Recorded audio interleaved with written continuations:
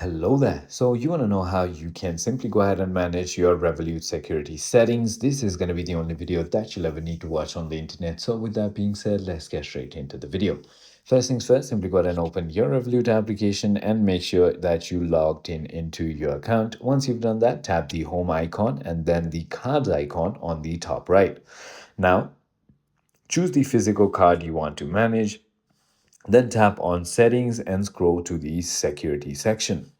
Now, you can also adjust features. So, online transactions, you can block or allow payments on the web. Location based security, you can use your phone's GPS to verify payments, enable location sharing. And there are also swipe payments. So, you can disable magstripe or swipe for security, which uses chip and PIN or contactless payment. You can also turn off contactless payment for the physical card, so Apple, Google Pay still works. And then you can also block cash withdrawals and reset the automatic contactless spending limit. I hope this video made everything clear to you. If it did, hit that like button and I'll see you on the next one.